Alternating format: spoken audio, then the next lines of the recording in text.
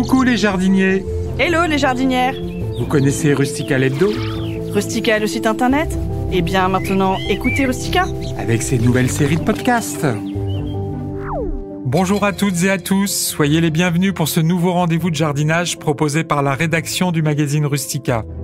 Que faire au jardin en ce moment? C'est ce que nous vous proposons de découvrir au fil des semaines. Aujourd'hui, nous allons nous intéresser aux déchets verts produits par le jardin et envisager les différentes méthodes pour les réutiliser dans un souci d'économie et de préservation de l'environnement. Tout au long de l'année, le jardin est un gros producteur de déchets de toutes les sortes. Déchets certes, mais riches en matières organiques. Que ce soit les tontes de gazon, les mauvaises herbes, les parties non consommées des fruits et légumes laissés sur place au moment de la récolte, les fleurs fanées coupées, les feuilles mortes, les tailles de haies et autres arbustes, les sources sont multiples. Selon les saisons et les végétaux cultivés, les quantités sont très variables et peuvent vite devenir importantes. Le mauvais réflexe serait de remplir la poubelle avec ces masses de déchets qui, après recyclage dans le jardin, seront une source importante et gratuite de matières organiques réutilisables pour améliorer et enrichir le sol. Les branchages peuvent aussi être récupérés pour être réutilisés pour confectionner des tuteurs ou autres structures pratiques et décoratives pour certaines. Alors, ne gaspillons plus toute cette richesse contenue dans les déchets verts, bien au contraire, profitons-en.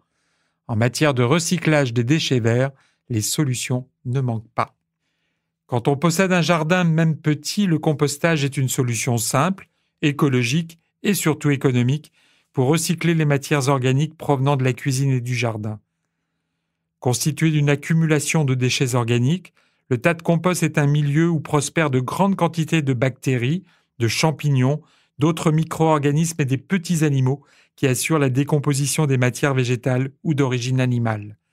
C'est un milieu vivant dans lequel le processus de décomposition est contrôlé et accéléré par rapport au cycle existant dans la nature. Quelle que soit la façon de procéder, le principe du compostage reste identique. Seule la méthode change selon les dimensions du jardin et surtout les quantités de déchets organiques qui peuvent être réunis en une seule fois. Si vous avez un grand jardin de plus de 1000 m² et beaucoup de déchets verts en une seule fois, adoptez le compostage en tas. L'accumulation des déchets se fait en plein air.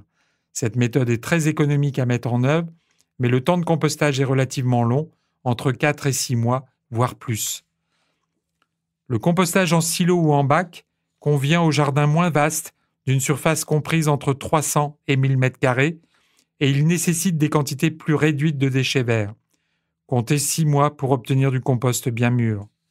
Dans les petits jardins de moins de 300 m², adoptez le compostage en fût. Ce modèle de composteur s'installe près de la maison. Vous obtiendrez votre compost 3 à 6 mois après le premier remplissage du fût. Mais quelle que soit la méthode choisie pour composter, le secret d'un compost réussi, c'est avant tout le mélange bien dosé de déchets organiques qui allient en juste proportion des matières plus humides riches en azote et des matières plus sèches riches en carbone. Une autre technique permet de recycler une grande quantité de déchets organiques au jardin. C'est le paillage ou mulching. La technique du paillage est l'application agricole ou jardinière d'un phénomène qui se déroule en permanence en forêt où tous les déchets végétaux et animaux couvrent le sol, puis sont recyclés et permettent de l'entretenir et de l'améliorer.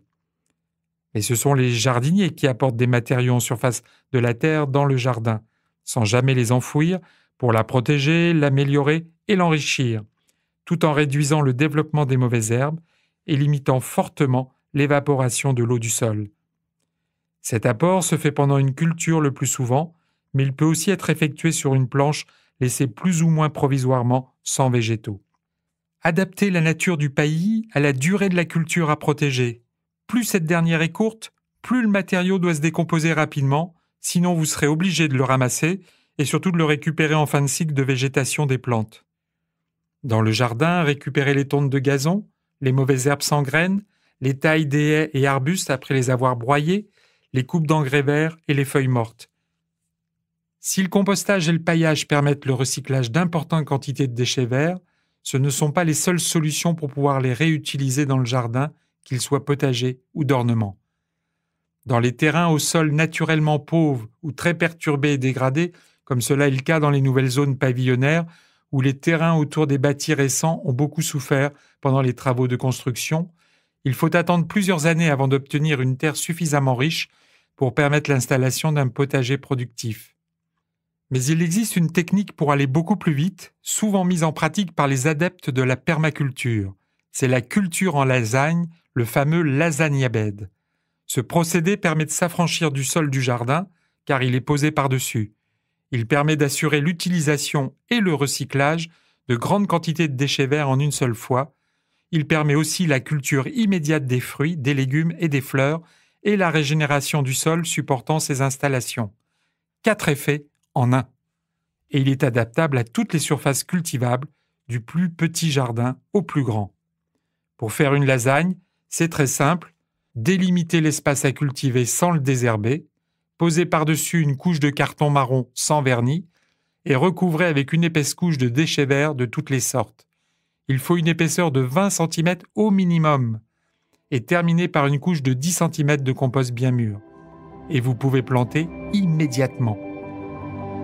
Maintenant, vous avez les méthodes, les solutions, il n'y a plus qu'à les mettre en pratique. Bon jardinage! Et n'oubliez pas de vous abonner à ce podcast pour suivre les prochains épisodes de cette série Affaires au jardin avec Rustica.